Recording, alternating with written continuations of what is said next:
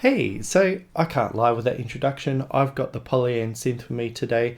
I've had it for about the last month, really just testing out sound design and just how it connects with other things. I've been really intrigued how this button grid interacts with the synthesizer, because if you're just finding out for the first time, it's a multi-timbral polyphonic synthesizer, so it's highlighting those synth engines that you find on the Polyend Tracker Play and Tracker Mini, but they've created a dedicated box with some really nice user experience stuff to be able to get more hands-on with those synth engines. There's 3 of them that we can load similar, but we do get 8 engines total and 8 voices, so we do some routing and that. But just how we set up this box in these sort of scene views, it creates these sort of really interesting ways that the sounds can come out. So today is really just an overview, so a little bit longer one, so definitely grab your cup of coffee. But what I wanted to do was go through all the settings, highlight how the workflow happens, highlight how the scene and patches work, and go over those 8 engines, because I've already highlighted the wavetable, the VAP, the FAT and the acid synth on this channel, so I've gone into deep dive into those. But we do have those 4 news ones. So we've got a phase distortion, which is really cool. We have a physical modeling one, which is really interesting as well, like having the ability to whack and exciters and all that good stuff. But we also have a wavetable and a grain synthesizer that's a little bit more powerful than what's on the original tracker. And they all have their own unique charms. So those are those, and we also have 3 live effects as well. So we have a modulation, a delay, and a reverb.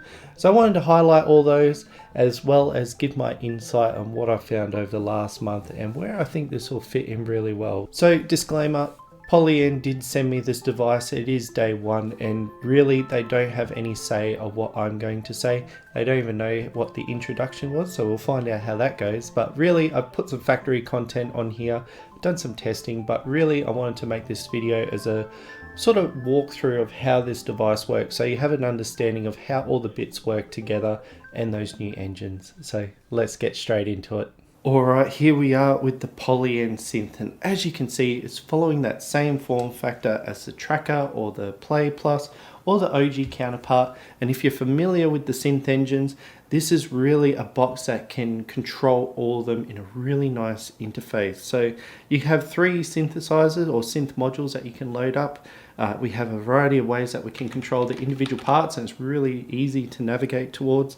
It has this really cool scene view, so we are able to load in entire setups from this device, because you'll notice that we have this much larger button paddle than the original Play or the Tracker.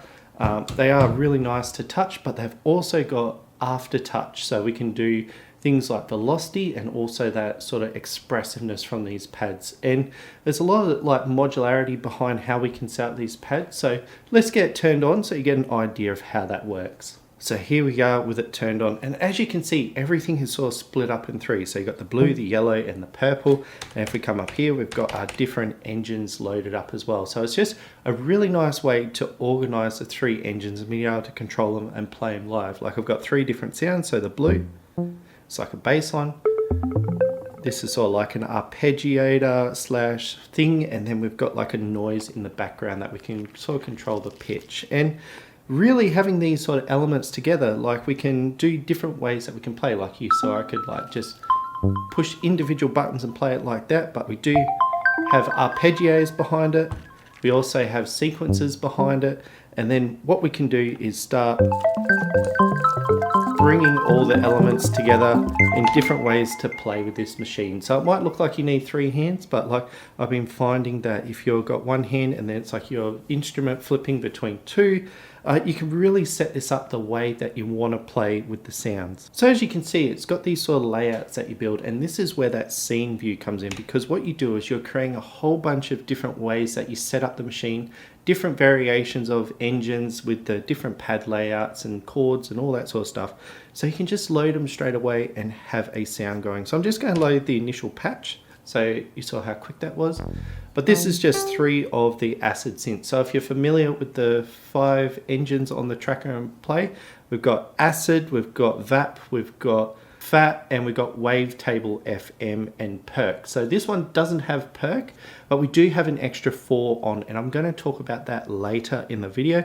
But I thought I'd use this so we can sort of have a look at how we make an instrument. So I've just got the acid synth here, and I want to change up on this blue one. So we picked the blue over here. So as you can see, they've got everything separated out on these 3 buttons here. And once that's done, we can use these capacitive touch knobs to be able to control our values. As you see, they're flashing up here. We have a representation of what the engine is doing. So if I want to add some square to the saw wave, you can see that waveform changing up, and we're getting a different sound. So that's just one part of it. So we've got engine, and we've got 2 parts to it. So it's like all the functionality of those original engines have been brought across and mapped out in a way that's more user friendly and just easier to navigate around. So if I want to change the filter, I can just hit the filter button. I can change the amount. If I want to change the ADSR, like it's got a little bit more of a ramp up in attack. We want to go to the filter ADSR as well. That sounds interesting. And we can play with the LFO, which is linked to here. And you'll notice that each of the engines themselves have different ways of working. Like we've got a variety of different forms. So it's like this is a subtractive synthesizer. We've got virtual analog. We've got wavetable. We've got phase distortion now. We've got physical modeling. Like there's a variety. So definitely going to touch on that later. But just understand like the way we can navigate around is just like quickly getting to the area we want. Instead of like on the play, it's a big list that you scroll down and you're like tweaking values. Or if you've been following along with my tracker videos, how you go in and start modeling around by moving around that grid, and that it's just a nice hardware version where it's like you get almost direct control of every variable. So I made a little interesting sound, but you're probably thinking this is just like a keyboard focus thing where you got to play individual notes, and really you're not limited to that. There is a variety of ways, like it might be a bit low, so you can change the level so it plays a bit higher. But we also have access to an arpeggiator and a sequencer. So if we were just to turn on the arp, we've got a few different ways that we can augment it. So we got our swing, we can change its type. So if we're playing multiple notes, we've got different ways that will pick it up. We have groove, and I think this one's really interesting because you can add a little bit of variance on top of it. So the smaller dot means it's going to play a little bit less. You have these different patterns as well that you can play with. We'll leave it somewhere like that. So you can add a little bit of humanize to it so it doesn't feel as robotic, and you can change the rate so it's playing with the tempo as well. Gate length, so it rings out a little bit more, and the octave range, so if you're just playing one note or if you can add a few different notes to it. So just with those variables there, you can get a lot out of the arpeggio, so it just makes it a single point, and then you can start playing alongside that. However, what happens if you got a melody in mind and you want to program that in? That's where the sequencer comes out. So there's 64 steps in here.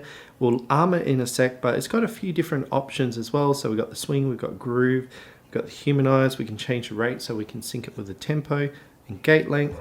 But let's record something in there. So we'll turn it on. As you can see, it's in that record mode. So if we want to add a pause, we can do that.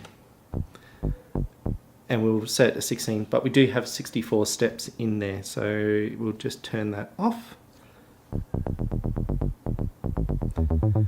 And it will follow the key that you're playing at. That sounds pretty cool. So really you can get a lot out of these pads, and if you don't want to play it and just hold your finger on it, you can hold shift and leave it locked, and that's just going to run the back end, and then you've got your 2 other sounds that you're working with. And double tap will make it remove. So let's say we want to work on another one, or we can load in a preset. So I'm just going to turn on yellow and then hold shift and go to preset here. So as you can see, we've got all the engines this side, which I'm going to give them an explanation by themselves a little bit later. But let's just pick a different machine. Oh, fat. And as you can see, we've got a variety of the different sounds which we can sample. I like something like that. And we can go press that button again. And that's loaded all the settings into the yellow slot. So we can start live playing like that. And same thing again, we can load something else in. Oh, and really you do get in that mindset of like you can load the same thing in. So I've got acid, I've got VAT. You could load another VAT, but really the combination of the different things is going to give you a lot of variants to play with. So I'm just going to pick another random thing. Lucky draw. Let's see what that does. Something interesting. So I've picked 3 sounds, but what happens if we don't like the layout that we have, like it's a bit cumbersome for what we're trying to do, and change it up so we can play a little bit more with scales and that. And that's where we come into the grid area. So you can click the rotary encoder and they'll get you here, but we can actually change up all the grid layouts. So it's like we can have like an even version, or we have all these different versions where it's like individual synths that we're working on, or we can have something in between. But I want to highlight these ones here because this is where it starts getting interesting. So I've got my bass line. I just put a basic up there and say we have like a bass, we have our main melody area, and we have like a flourish thing that I've got set up. But what happens if we want to have this control the song? So this is where we start getting into like the chromatic stuff. So we can say we want to play chromatically. So there's 12 steps in between. We have our different scales that we can play. We have the root note that we can change it to. It's not really changing up here, but say I want this to be the driver for everything else. So you can use it in different ways. So right now I have an arpeggiator that I want to arpeggiate in a chord. I can set it up with one of these chord modes. So we can hear it playing a power chord. If I go to something a little bit more. So now it's playing a chord, and really what we can do is say, well, if that's playing the chord, I want the main melody to follow playing the chord, and what we can do is set it to follow mode. So as you see, I could hit the same note here and change up the melody based on the initial bass line. So I find this really interesting because it's not just like we have individual synths, they can all sort of talk to each other. So instead of thinking, oh, I need to play these specific notes, we can sort of restrain it so we don't have to think about the notes, we're just exploring sound. But we can also have one engine influence the others. So you could have it so you're just playing individual chords and then all the other notes are going to sound nice, even if you're hitting in the same spot. But what happens if you want some more predefined chords? And that's where these chord packs come in. So they're already set up, and as you can see, this one has 4 chords before it goes to the next octave. I think it goes up to 8 separate chords, don't quote me on that, but they're already predefined, and some of them sound really interesting. So have a scroll through and see what the different sounds are, and really experiment in this area. And as you know, like I've got this set up in a way where it's like this is a bass line, this is a melody line, this is the like flourish. Maybe I only want one note here, 4 notes for this section, and another note, because what we're doing is this has 8 polyphony. Some of the engines are a little bit more expensive than others, but we can shift that polyphony around. So it's like with our bass line, we know that only needs 1. This could probably do with 2, but we can actually scroll around and spread the engines out. So we can have a really powerful polysynth in the center. And really that's where the power is. You can start shifting the way you want to play around. So you can set up these scenes in ways that you want to play. With those 2 things, I just wanted to highlight that this isn't just loading up 3 instruments and then that's the way that you play. You have a way that you can change the instrument to play the way that you want to. Like you can set up scenes like this where it's like individual notes. There's ones that you can have it so you having most of the notes lock on, and then you can play it more like a sort of modular. You can have things locked in place, or you can have a bunch of arpeggiators and sequences going that allow you to augment and like manage pushing keys instead of just live playing the entire thing. But another way we can augment our sound are through these control knobs here. So we have 3 variables that we have tangible controls with. So with this one here, if I, as you can hear, it's sort of like changing the filter up a little bit, but there's a few other things that's going on. Say if I want to add a bit of an LFO, because that's what's attached to this one. So we change up the sound on the fly, and same thing here, we've got that way, but it's not set up for this one because that was the one I made. So let's have a look at how we can do a bit of that sort of augmenting. So if I come into here and go macros, there you go, they're the 3 different options I've got set up. It comes with some, like, when you initialize a patch, it comes with some predefined ones that are already set up. So if I just select timbre up here, as you can see, it's controlling the filter. and also adding more of that square wave as well. So you can go and select it by go select parameter, and anything in here you can actually control. So let's say if I wanted to change the attack instead of changing it to a square, and then I start scrolling this up. So you're hearing it open up a lot more. So as you can see, we've got 5 different areas that we can just use that one command to control various areas of the synthesizer. And for the acid synth is quite basic. Think of like a 303 or SH101, like they're very simple synths, but they do get the job done and they do have a very cool sound. So what you can do is just route it through a bunch of different ways. Sometimes we have a lot more control over our modulation, which is a very cool area to start really messing with the sound. But you create these like environments where it's like really easy just to navigate around and be like, oh, I want to change up the timbre, and it's like as you're playing along you can tweak it. So we have a variety of ways of control, and there are some nice features as well, like being able to have like a pitch bend on the machine. So if you like leave it and let it go, it will actually snap back down to 0, so you can do some pitch bend stuff. If I come into here and go into system settings, I've got it set so it's a fixed velocity just because I want it to play, but we can turn that off and have different velocity modes. So we have a little bit more control that way, but we also have aftertouch, and sometimes these are set up with aftertouch. Like if we go back into this menu and go macros, we can apply aftertouch and pressure. It hasn't been set up, but let's say I want to make that open up the filter, so I just go select parameter, we'll go to the filter, and then I can apply it there. We'll scroll that. We'll give it a bit of a sustain because I think that's what's cutting out here. There we go. So you can see how the aftertouch is working and the light itself is showing us what's going on. So there's a whole bunch you can do with these synths, and say like with my little blue synth over here, if I want to go save it, just go shift parameter and we can go save. We've got like that keyboard mode, we've got like the auto name feature, and that will go to the prospective folder. So this will go to the acid folder. But same thing again, if we want to save the scene, so we've done all that work and we really enjoy what we've got here, same thing, we can save our scene, and that's going to go into that scene file. So let's say I want to just load up something else. I'm just going to select that and watch how quick it loads. No. There you go. So having all these sort of scenes laid out, so if you're in a performance environment and you've got a bunch of sounds that you're working on that's playing with another machine, like maybe you've got something like this set up where you've got the tracker and then you have this playing the sound. It's a really good environment to like create these like layouts that are really useful for you.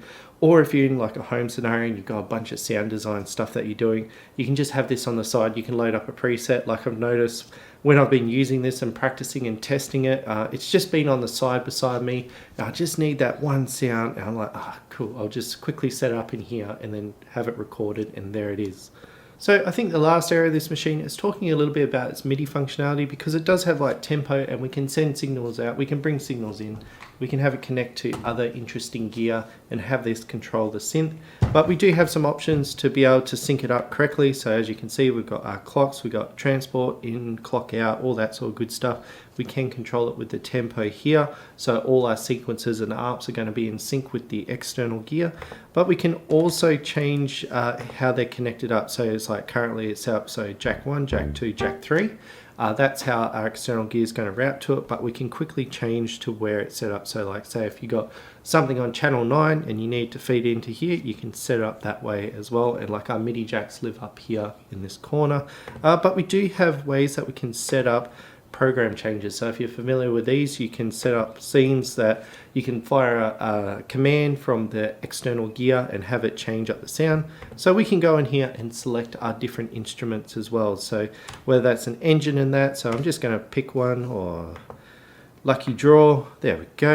And as you can see there, so if we fire a command to say go to instrument 0, it's going to load that up on the blue channel. So if we got a much bigger set that we're working on and we want to change the sounds depending on what the gear is saying, we can do it that way and get a lot more out of one scene.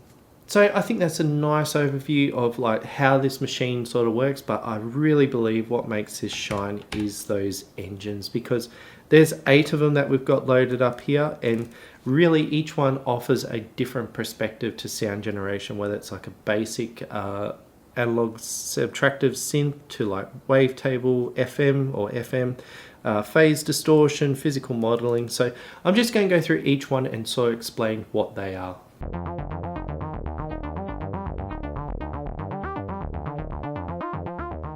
First off, we've got ACD, which think of this more like a little 303 or a SH101. Like, they're very simple subtractive synthesizers, but they do have their place and they do offer a big impact. So just a few of the different sounds that we got access to. And if we were to go into it, I'm just going to initialize it. As you can see, it's very small and like pretty much direct routings. Like if I go into mod, we can see how things are routed around. But we do have 2 envelopes. We do have a LFO. We have a nice filter with some different versions. So like RD3 sort of is more squelchy than the rest, but you do get some fun out of it and just mucking around.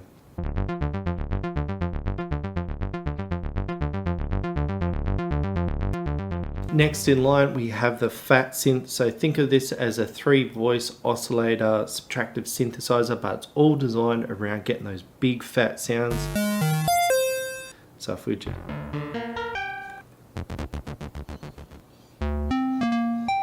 So how this one is working is it's got 3 oscillators in the back end, but the way that we interact them is they're linked together, and then we're controlling how wide they are through these fatness, brightness, and timbre as well. So we do have like a filter with a bunch of filter types. We have our 2 envelopes to control the filter. We do have an LFO. So it's just an extension of acid, but it's really designed to get big fat sounds.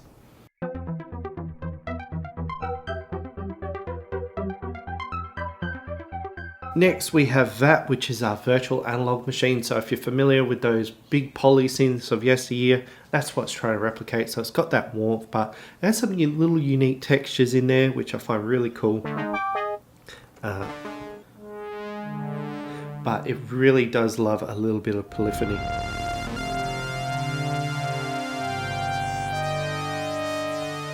So if we have a look under the hood, like we said, it's got 2 oscillators that we can bend together, so we can change the shape of each one. There's a few different waveforms in there, so you can scroll through, change the mix. We've got pulse width modulation on each one, and we can like detune it so we can get that really analog sound. It has a really nice filter with a bunch of different filter types that you can go through. It's got 3 ADSRs, it has 2 LFOs, and same thing, it's got a really good mod matrix, so we can route all those sounds with invisible hands. And yeah, it does emulate that sort of poly synth goodness.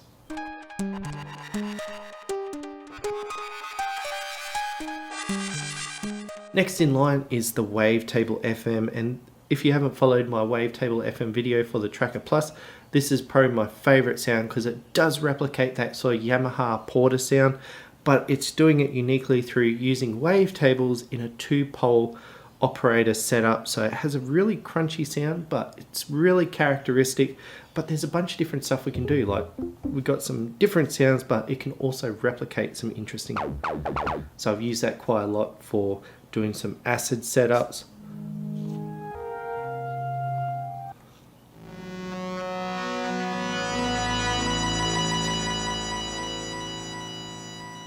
So I find it's got a lot of unique characters. So just having a quick look under the hood, like we do have those 2 wavetables that bounce off each other. We can change the ratios to see how they're interacting with each other.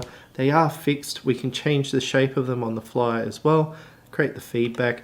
We do have some ways to change the character. So they're the different wavetables we've got access to. We do have a filter on this one. We have a bunch of filter types. We have 3 different envelopes and 2 LFOs, and same thing again, really good mod matrix to sort of route around as well. So there's a lot of character in this one, and I do enjoy playing with it.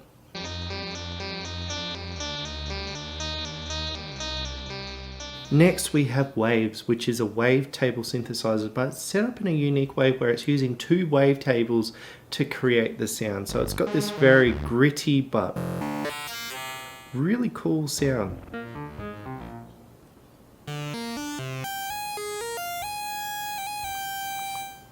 So if we were to look under the hood, like, it does have a dual oscillator engine, so we pick our waveforms. You can create your own, so you can load them in yourself. There's a bit of a technique to it, but what you can do is start blending between the two.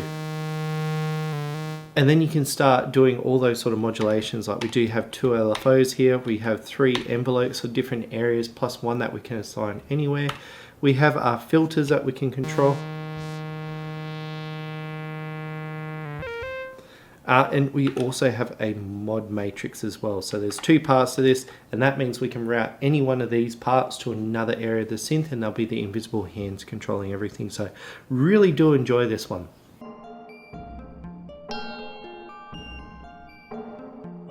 Next in the line is PMD, which is their physical modeling synthesizer. And if you're not familiar, it sort of replicates the idea of you have an exciter, you have a resonator, you whack them together, and that's how it makes a sound, but we're doing it all digitally on this machine.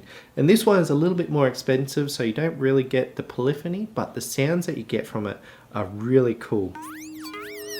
So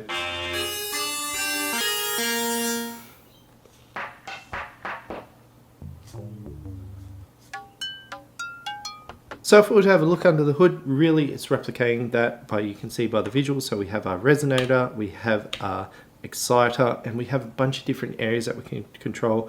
And these timbre knobs, not think of it as just one axis, there's multiple axes of different sounds in there. So this one's using the bow level, and the strike level, but if we hear how the strike changes as we scroll through. So we have a variety of different ways to interact with it. So strike being whack, air being blow, and bow being like the violin sort of bow. And same with the resonator, we can change the form, we can change position, the space, the brightness, the dampening. So dampening being like a sort of envelope, so adding sustain to the object, but all these sort of variables play together to create the sound. And same thing, we have a very simple envelope that we can control the exciter, as well as some sort of LFO to apply around. And same thing, we can add to our mod matrix to change up the sound, but we only have 3 areas to work on. But really with just those 2, you can get a whole lot of different sounds out of it.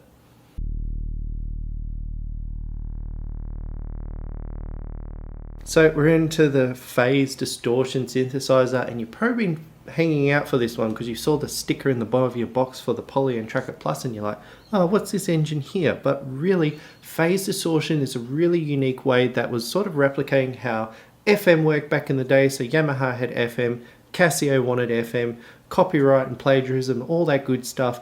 They made their own version, which is taking a cycle and then bending it in a really unique way to create a different sound. So it does have a lot of unique characteristic, similar to FM, but its own flavor, but you get some really interesting sounds, and you can get really aggressive like FM as well. So I do like this one. So if we have a look under the hood, actually I might just do a really basic one because the concept itself is really interesting. I'm just going to mix it so there's only one that's running. So we've got our shape, which can control the shape, but we can see how we're bending it. So think of this like there's a little point in the center here. Like an Etch-a-Sketch, we can sort of control where that point is bending the sound. So we can sort of shape it to the way we want, bring some of that second oscillator in, and we can construct the sound that way. And such an interesting way of making an oscillator. But same thing again, we do have a filter with a bunch of different types that we can control with. We have our different envelopes, we have our LFOs, and a really strong mod matrix to control this one as well. But you can get so much just out of the oscillator by itself to create the sound that you want.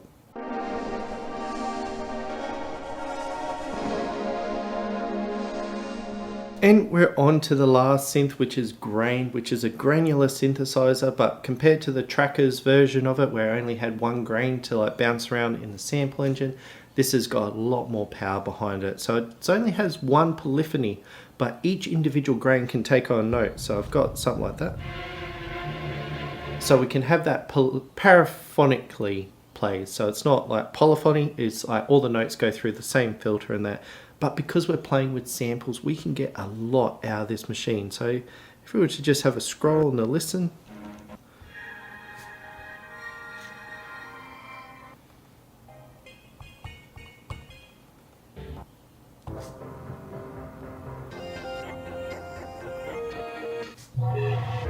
so you can get a lot of characteristic, because if we go under the hood with this one, it's all based on taking a sample and then using grains to chop it up. So you can load in your own samples into here. So a bunch of them have already been set up for you. So if I just pick something like that, whoa, just from taking someone's preset and applying a new sound, you can get a lot out of this one.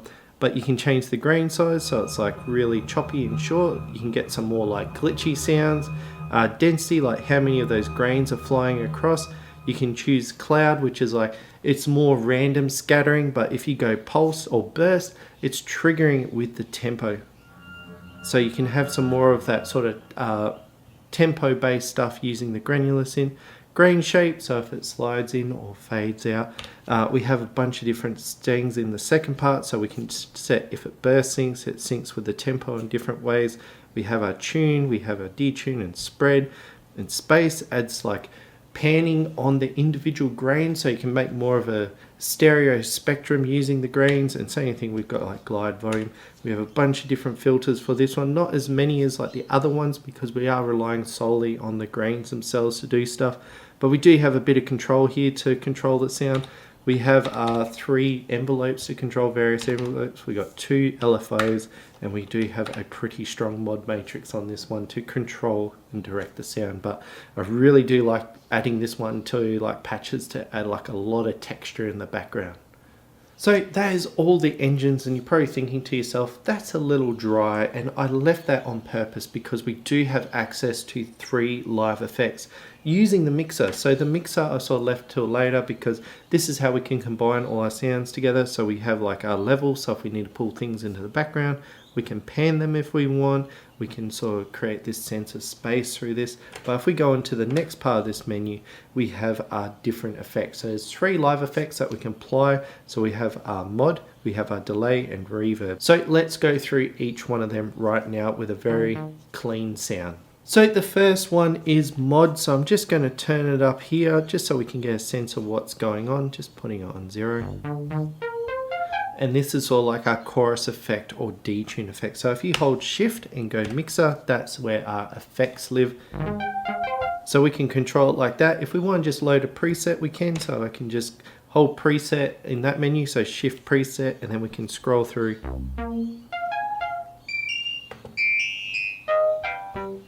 So let's have a look at what's going on under the hood. And as anything, we have a bunch of different modules planning the stereo field. Mod depth is like how much amplification is going on. So if we turn this up really high, it's going to sound really wonky, but if we get really close to that, it's more like just a nice little fatness to the sound. Frequency is how fast the oscillation is going between the two. So if you make it really low.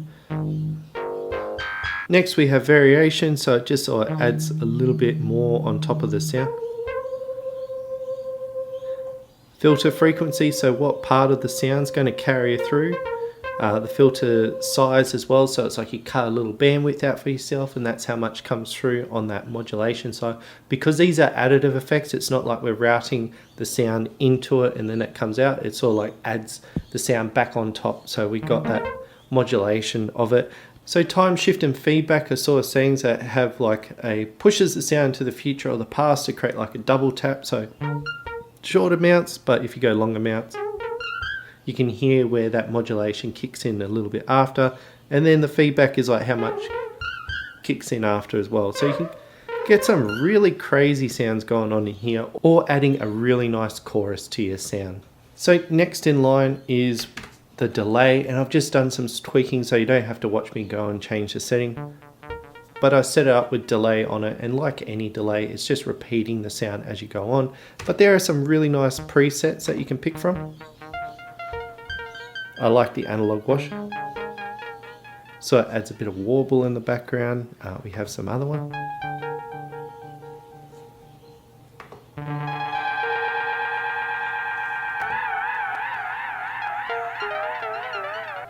but we have a variety that we can pick from. So I'm just going to go back and explain some of the modules. Like we have a variety of different ways that we can tap the sound. So it's like we have a single, we have dual, we have like ping pong and stereo. So triple tap means that we can have two different sounds hitting at the same time. So you can create these bouncing frequencies that add a lot of like rhythm to the delay signal. So if you change one lever, you can hear how it's a bit different too, where it's a little bit more structured. So they're fun things that you can play with. Feedback is like how much the sound's going to come back on itself.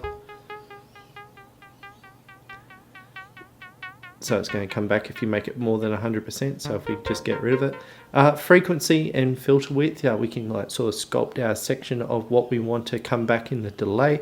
Flutter is a really interesting one. So if you ever listen to a cassette and you get that old school warble of the sound, that's what flutter's doing. So it's in the background, just shifting that number back and forth. So at high amounts, it sort of sounds creepy, but low amounts, it just adds a little bit of warmth to delay signal. Stereo, or if you scroll all the way down, it's a mono signal. And tempo sync if you want it to sync up with the tempo on the machine. If you turn it off, these become milliseconds, so you can get a lot of fine-tune control in this one. And the last one with the delay is the reverb. And if you've ever been in a room and clapped your hands and it's quite empty, it's that type of sound. So I've just got the basic one set up here, but same thing again, holding shift and preset on this menu.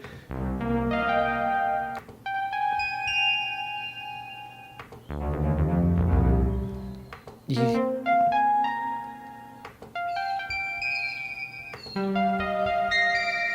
get a variety of different presets to muck around with, but let's have a look under the hood. Like we have a few different models. So you got a plate, you got a natural, and you got a warp. I'm just going to stick to plate. Time is like how much it's going to do. So if I turn that down really quickly, you can hear how it dampens it off. You have pre-delay, so like if I turn that up, you're going to hear the sound and hear the reverb kick in. If I turn that down, it's almost instant. Brightness, so we can actually like sculpt how the reverb sound. So we can adjust the brightness so we can sort of sculpt how that sound is coming through. Size sort of lines up with the time. Next we have geometry, which adds a bit of resolution to the sound. So you don't want to move this one as you're playing because it adds a bit of crunch, but this adds a bit of character to the sound. Next we have diffusion, which sort of turns it into more like you can hear taps in the background. So really it's smooth now, but if I turn this right down, you can sort of hear those like little sparkles in the background, which I really enjoy adding.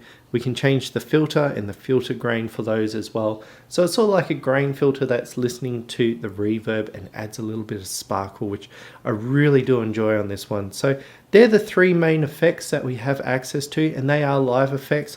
And really, once you've got your sounds all set up, you can go through here and sort of tweak how all the different elements are going to play around. And you can have reverb, delay, and the modulation, but they're live effects that you route to and then they come back onto the master track. So it's not replacing, if I add 100% reverb, there's going to be no clean sound. It adds it on top. So just understand that. But you can get some really cool textures just by adding like a bunch of these, and just changes up a very basic sound. Like this is all just one simple little sound. So with the engine and these live effects, you can get a lot of fun out of this. So I just moved in front of my lovely synth table here because I just want to highlight a point where I think this is going to help me demonstrate, because I do like this. I do think it's a really good idea. I like this form factor, and especially working with the tracker for a while now, I do see this being a really nice pairing with that, especially being able to route the sound from this back into the tracker. So if you've got the OG one, that's an extra 3 voices just through here, or the Tracker Plus where you're going to get 6 voices, 16 notes of polyphony. You also got 8 notes of sample, and that is a lot to work with. That for me, like coming from chiptunes, that's a lot. That's going to do a whole bunch of stuff that I'm really interested to start showing on this channel. But what I wanted to highlight is with my synth table here, like each one of these have their own part, but they bring a unique character to what I'm working on. So if I'm doing something with the Microfreak, I'm recording that. But I think when you bring a couple of synths together, like you see Doorless Jams, that has a lot of power because each one of them complements the other machine, and then you have a control interface that you're helping bring out the essence of those. And I think what the synth does is actually internalize that sort of idea of like routing and mixing and having different ways to interact with the sounds with the scene mode. So it's like where I showed off the button grid, you have these elements that interact with each other. So it's like I could have one synthesizer being the main sort of driver for everything. So if I'm like using a chord pack, I press a chord on here, that's going to only play those notes on that chord. And I'm not the strongest keyboard player, like I use these a lot for more sound design, but I do like coming over here, setting arpeggios off, maybe do the quick live play. But in the end, I have a full interface here that is that essence of like what bringing like a bunch of synthesizers together. And really it comes down to the routing, because like all these are connected up through a patch bay. I do have little things that I do like to bring out and change up the sound as I'm playing. So being able to manipulate and change those different engines, like having 3 wavetable engines could be something, having those FM sounds, like you could create like a full set just using FM. It's really the way that you want to play, and being able to save them as scenes, so you can just like, oh, quick, I need to set this one up, or you're playing live on stage, you can have everything at a button's press. So if I found anything that I want to improve, and really I think this is more of an issue me because I'm not the strongest keyboard player, but I'm finding that I use this more as like the sequencer and the arpeggiator, but when I'm live playing, I do tend to just leave it at 100%, so you can go into the settings and change that up. But I have done experiments where I've taken it off so it's fully velocity, fully aftertouch, and it can be a very expressive device, especially when you have these grids set up with chords so you can slide up and down and move left and right to create like pitch bends, as well as you got the pitch bend up here. But I'm not the strongest player, so it probably came out in a few of my demos, but really being able to sequence this thing via external gear or using the internal ARPs and sequencer in interesting ways. Like there's some examples on some people have programmed like entire drum beats just using the sequencer. So I think the limitation is just on me. But the other thing too is like I feel this is a really good idea for someone that's just coming into getting a hardware synthesizer. Like if I was to look at this from a beginner's perspective, it's like it has a variety of different ways to make sound, so I can experiment and learn how they work. And they are very interesting, and like being able to have 3 devices at once. This could be my entire synth setup for a very long time and get a lot of use out of it. Like they're not small synthesizers as well. They're quite capable to do a lot of different things. So I'm very enjoying that. And really, I do think for me personally, this is going to be my sister synth to the Tracker. So in the end, I hope this has given you a little bit of food for thought. It is a very interesting machine, especially trying to capture that sort of multi-synth setup inside one box. But being able to have a control grid that allows you to interact with each one separately, or creating arpeggios and sequences to help you control that and routing it through other gear. So I have found it really interesting, and I probably will do a review further on in the future as I use it more and all those little interesting things come out of the box and all those ways it does shine. So I just want to highlight that in the future, and I probably will use this to highlight those other engines in a lot more detail, because I feel like I just went, here you go. But yeah, I really want to highlight them because they do have a lot of special character, especially that phase distortion has been one I've been hanging out for a bit. So in the end, if you did like this one, definitely give it the thumbs up, because it does tell the algorithm to point this to other people, especially on that sort of capturing the whole new device thing. People are probably looking for it, so help them out. And if you have any comments or queries, please feel free to leave them down below. I do try and go down there and answer anything. So if you've got any questions about what else is on this machine, we'll be down there answering questions. And if you're looking for more Polyend / synthesizer content, I do have a variety of Polyend Tracker, Play, and a few other machines on my channel. So if you're looking for that, I look forward to seeing you next time.